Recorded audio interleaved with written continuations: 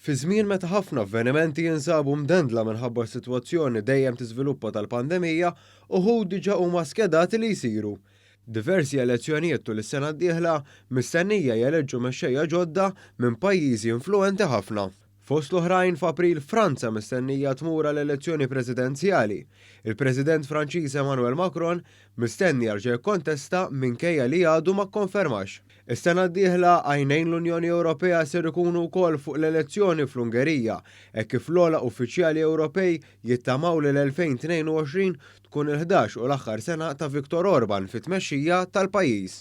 Ma joqsux ukoll avvenimenti sportivi li mistennija jwaħħlu miljuni ta' telespettaturi quddiem it-televiżjoni tagħhom għal ġimgħat sħaħ. Ewlenija fosthom hija l-kompetizzjoni tat-Tazza tad-Dinja li se ssir fil-Qatar.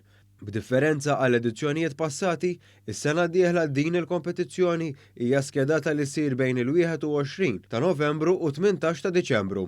Din id-deċiżjoni kienet ittieħdet wara li ġew ikkunsidrati t-temperaturi għoljin li jiddominaw fil-Qatar fix-xhur sajfin.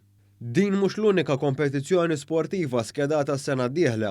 F'Beijing se jsiru l-Olimpjadi tax-xitwa. Hawnhekk saret kritika mhux biss minħabba s-sitwazzjoni tal-pandemija, iżda wkoll għaliex fiċ-Ċina intqal li mhuwiex pajjiż denju li jospita l-Olimpjadi hekk kif is-sitwazzjoni ta' drittijiet umani mhix mill-aħjar.